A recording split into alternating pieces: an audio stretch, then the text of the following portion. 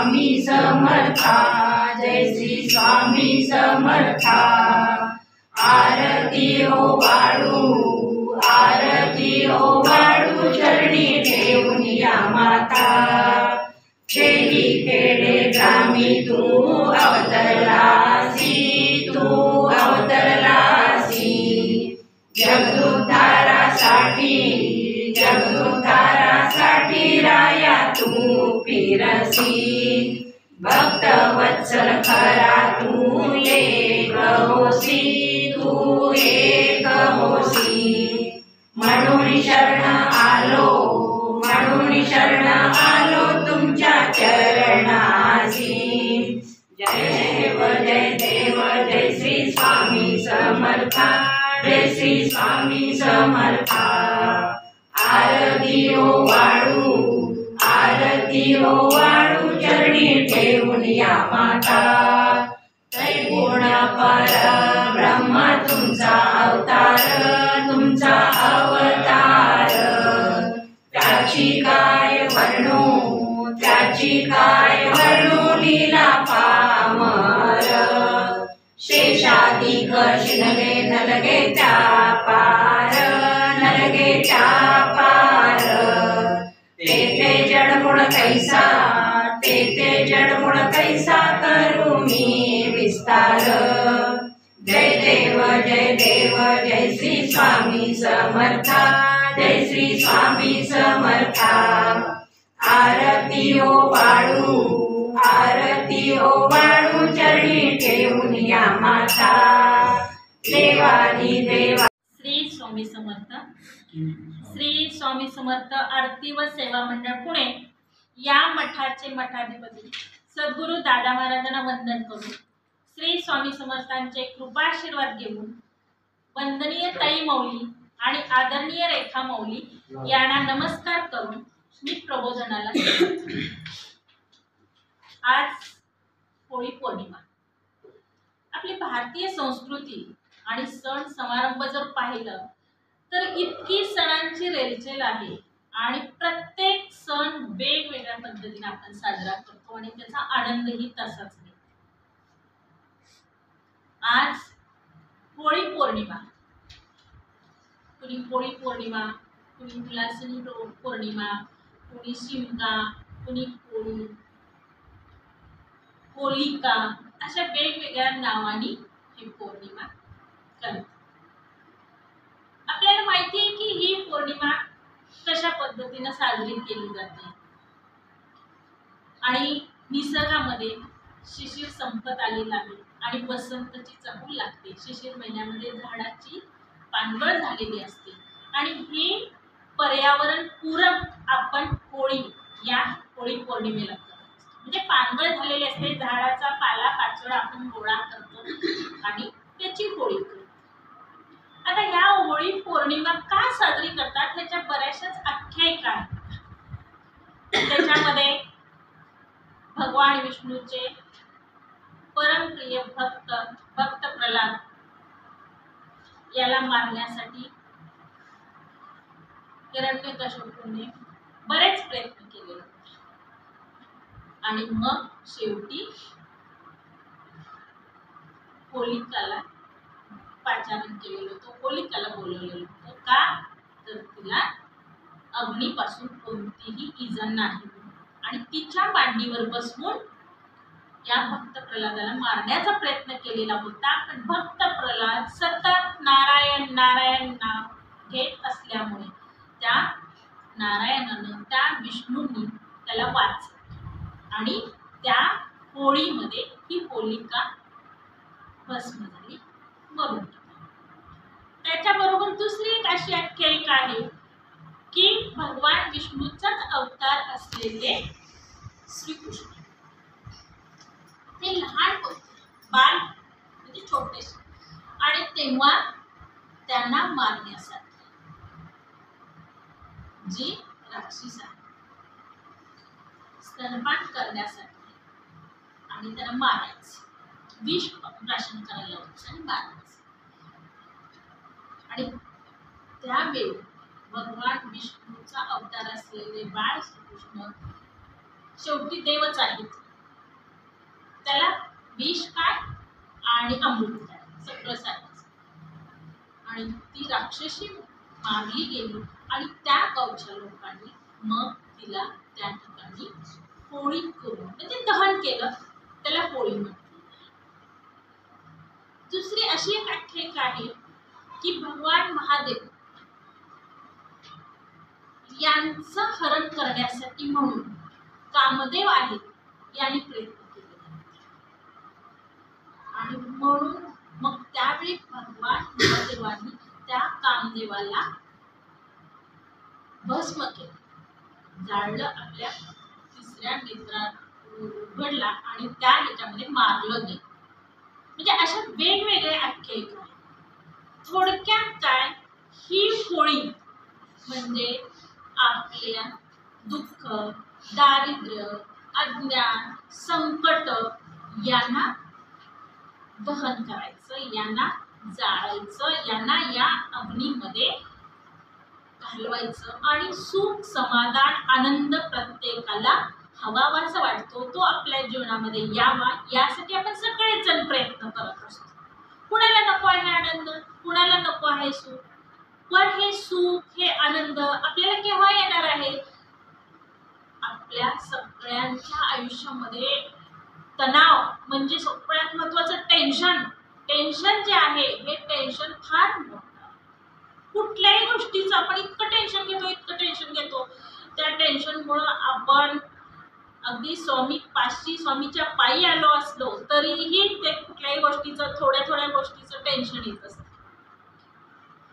पूर्वीच्या काळी बघा बरं, आठवा म्हणजे असं आपल्याला तर आठवतंय का, तुम्हाला तरी आठवतंय का बघा बरं, की आपण एखाद्या पाहुण्याच्या घरी गेलोय, 8 दिवस राहिलोय किंवा आपल्या घरी कोण पाहुणे रवळे आलेले आहेत, 8-15 दिवस राहिले, छान मस्त मजेत, असं नाहीये ना.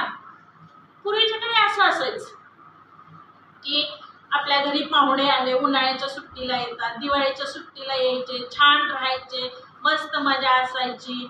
आणि त्यावेळी हे एकत्र कुटुंब असायचं, एकत्र कुटुंबामध्ये तो आनंद वेगळाच असायचा. आलेले पाहुणे परत चालले म्हटलं की आपण सोडायला त्यांना, आता आपल्या इथं नाही पण ग्रामीण भागामध्ये बघा त्यांना सोडायला पाहुण्याला आपण घर बार सगळेजण त्या स्टँड पर्यंत आपण जातो आणि त्या पाहुण्याने एसटीत हात बाहेर काढला की जो आपण इतकं भावनिक होतो, आपल्या डोळ्यात असं म्हणजे वाईट वाटतं आपल्याला. पाहुणे 4 दिवस आपल्याकडे राहिले आणि चालले परत म्हणून, म्हणजे भावनिक अटॅचमेंट असते त्या ठिकाणी, भावनिक गुंतलेला असतो आपण त्या ठिकाणी.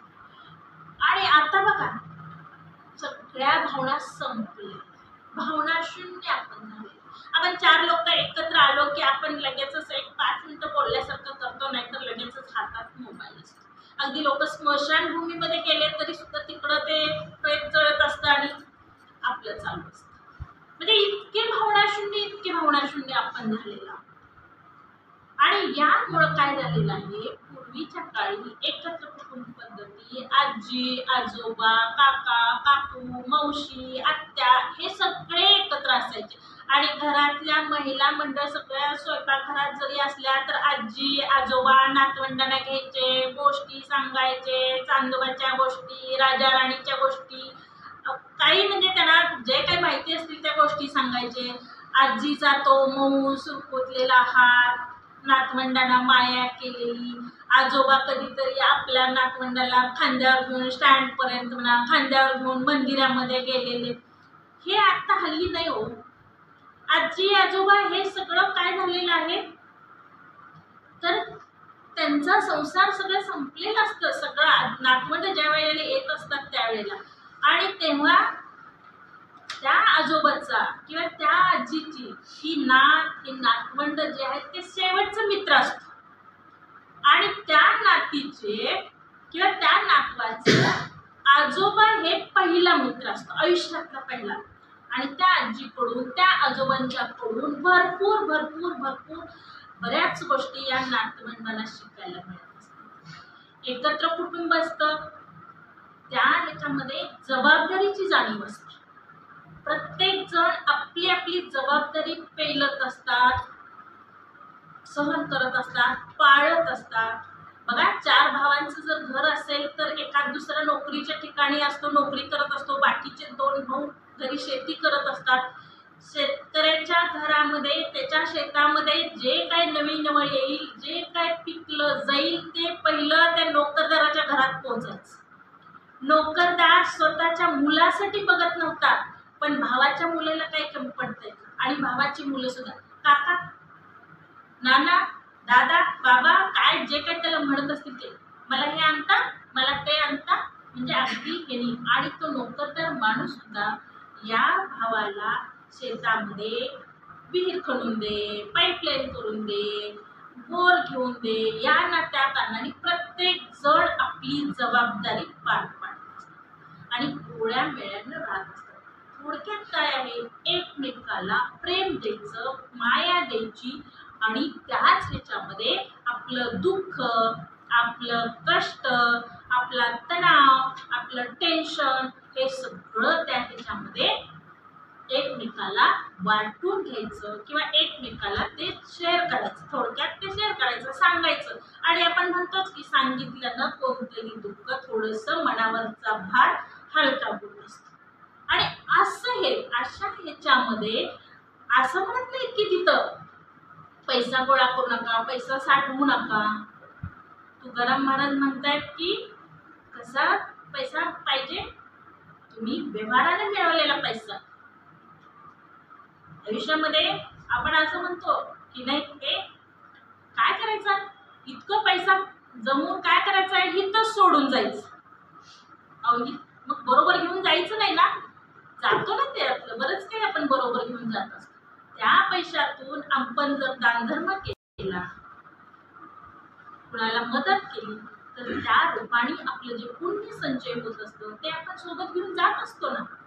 मग असं एका महाराजांनी सांगितलं की आता तुम्ही कीर्तन ऐकलेलं आहे आणि तुम्ही आता तिथं काय करायचंय, या गावाला थोडीशी मदत करायची, थोडंसं दान द्यायचंय म्हणून सांगितल्यानंतर ते प्रवचन ऐकायला आलेले जे लोक होते त्यापैकी 2-3 जण उठून चालले उठून गेले. महाराजांनी विचारलं, अहो काय झालं, सांगतो म्हटले, सांगतो, थांबा सांगतो. गेले, उठून गेले आणि गेले. बघा त्यांचं नशीब बघा, ते बाहेर गेले, रस्त्याने जात असताना त्यांना एक सोन्याचा हंडा सापडला. त्या तिघं मित्र होते. त्यातला एक जण म्हणतो, बरं झालं महाराज आपल्याला सांगत होते की काहीतरी देवाला हे दान करा, दान करा. एवढं आपल्याला सापडले, आपण ह्याच्यातलं दान करूया. आता कसं दान करायचं, तर एक जण म्हणतोय की एवढं बांगडी एवढं काय करायचं, एक वर्तुळ करूया आणि सोनं वर टाकायचं आणि त्या बांगडीच्या वर्तुळात जेवढं पडेल तेवढं देवाला देऊया आणि बाकीचं आपण वाटून घेऊया.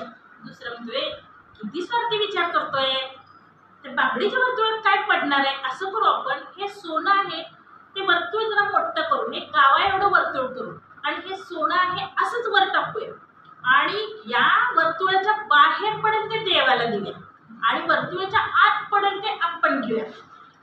तिसरा म्हणतो, बघा किती स्वार्थी आहे तुम्ही असा विचार करताय, असं नाही करायचं.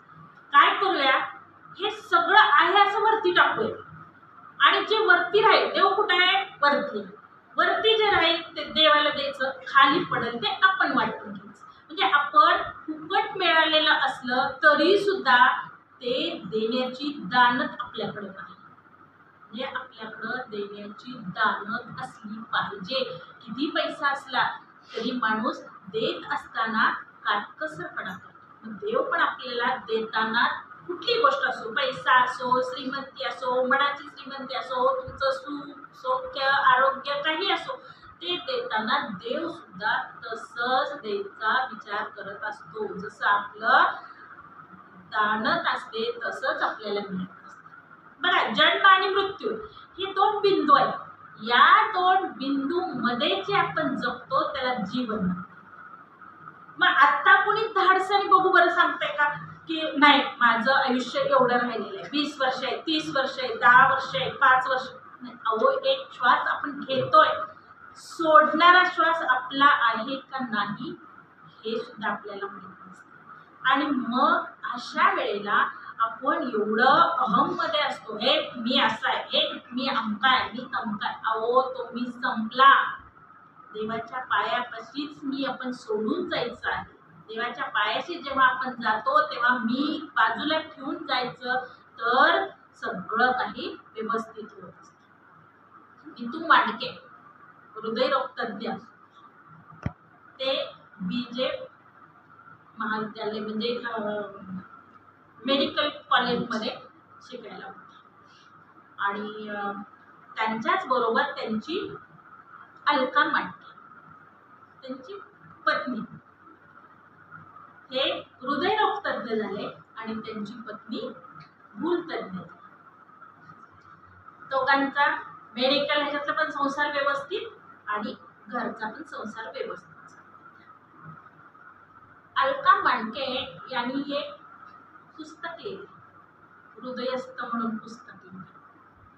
आपल्याला माहिती आहे हे नीतू मांडके कितीतरी हृदयाचे ऑपरेशन त्यांनी केले आणि सहज बोलता बोलता ते बायकोला म्हणाले, अलका जर मला अटॅक आला तर ग. तिने लगेच त्यांच्या तोंडाला हात लावला. ती काय म्हटली, म्हणजे कुठल्याही पत्नीला किंवा कुठल्याही नवऱ्याला असं वाटत नाही की आपली बायको लगेच मरावी की आपला नवरा लगेच मरावा, असं कुणालाही वाटत नाही. ती म्हटली, अहो काय बोलताय असं. पण म्हटलं, अगं मी हृदयाचे ऑपरेशन करतो म्हणजे मला अटॅक येणार नाही असं कुणी सांगितलंय. येऊ शकेल. त्यावेळेला तू काय करशील. तर ते सांगितलं, तुम्ही सांगा मी काय करू. जर समजा माझी एंजिओप्लास्टी करायची तर ती या ह्याची स्टे मग. जर माझं बायपास करायचं झालं तर त्या डॉक्टरना बोलवा. आणि जर हृदय रोपण करायचं जर ठरलं तर त्याची काही घाई आत्ताच करू नकोस, जरा उशिरा केलंस तरी चालेल. मात्र डॉक्टर कुणी पण असू दे, भूल मात्र तूच दे, असं त्यांनी बायकोला सांगितलं. आणि त्या इतक्या भावूक झाल्या होत्या की ते पुस्तक वाचल्यानंतर आपल्याला ते लक्षात आलं की त्यांनी तो प्रसंग त्या म्हटलाय की मला अपेक्षित सुद्धा नव्हतं, हा प्रसंग मला 6 महिन्यातच आलाच माझ्या आयुष्यामध्ये. आणि 6 महिन्यांनी जेव्हा त्यांना एक फोन आला त्यांच्या नवऱ्याचा, अलका तू कुठं आहे, मला त्रास व्हायला लागलेला आहे आणि मी आता हिंदूजा हॉस्पिटलच्या समोर आहे आणि तू निघ आणि तू ये तिथं पोच. त्यांनी सांगितलं. हे गेले. तोपर्यंत ते डॉक्टर गाडीतून खाली उतरताना सुद्धा त्यांना कोणाचा तरी आधार घ्यावा लागला. आधार घेतला. समोरच ते वॉर्डबॉय होते, त्यांचा आधार घेतला. त्याला सांगितलं लगेच मला स्ट्रेचरवरून ICU मध्ये घेऊन चल म्हणून सांगितलं. ICU मध्ये गेले.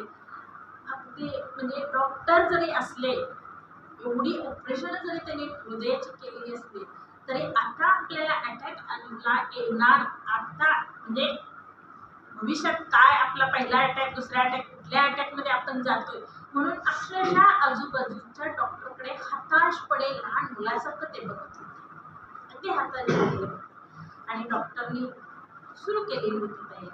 तोपर्यंत अलका मांडके त्या ठिकाणी पोहोचल्या. त्यांनी सांगितलं त्या पद्धतीनं त्यांनी स्वतः भूल दिली. ऑपरेशन झालं. 1 दिवस, 2 दिवस, 3 दिवस ते या ह्याच्याशी झगडत होते आणि पुन्हा 3ऱ्या दिवशी अटॅक आला आणि त्या अटॅकमध्ये नीतू मांडके गेले. म्हणजे कितीही माणूस मोठा असला तरी त्याच्या आयुष्यामध्ये दुःख, संकट ही येत असतात. म्हणून काय त्या दुःखाला, त्या संकटाला आपण कवटाळून बसायचं नसतं. त्या संकटाला आपण जर दुसऱ्याच्या आयुष्यामध्ये आनंद आणला, आपण जर दुसऱ्याच्या चेहऱ्यावर सुख आणलं, आनंद आणला, दुसऱ्याच्या आयुष्यातलं थोडंसं दुःख आपण कमी करायचा प्रयत्न केला तर निश्चितपणे स्वामी आपल्या सुद्धा आयुष्यामधलं दुःख कमी करतील. आणि आज होळीच्या निमित्ताने, ह्या होळी पौर्णिमेच्या निमित्ताने सगळ्यांच्या आपल्या आयुष्यामधली दुःख, संकट सगळी दूर होऊ दे असं आपण स्वामींना प्रार्थना करूया. आणि सगळ्यांच्या आयुष्यामध्ये सुख, समृद्धी, सगळ्यांना आयुष्य, आरोग्य चांगलं सुखकर जावो ही स्वामीचरणी प्रार्थना करूया. आणि श्री स्वामी समर्थ, श्री स्वामी समर्थ, श्री स्वामी समर्थ महाराज की जय. सद्गुरु अण्णा महाराज की जय. जसं रेखा माऊलींच्या घरी आरती सुरू झाली तसं 2 वर्ष झाले जवळजवळ गुरुवारच्या आरती न चुकता यायचा प्रयत्न असतो माझा. तरी कदापि काहीतरी कारण निघालं, सासूबाई वयस्कर असल्यामुळं किंवा त्यांची तब्येतीमुळं एखाद वेळेला नाही झालं, हे झालं तरी काहीतरी चुकल्यासारखं वाटतंय, काहीतरी हे झाल्यासारखं वाटतंय. अगदी रिसेंट म्हणजे सासूबाईंचा एक प्रॉब्लेम झाला होता, पायाचं ऑपरेशन झाला होता. 2 वर्ष झाले आता जवळजवळ. 9 महिने बेडवर होते ते.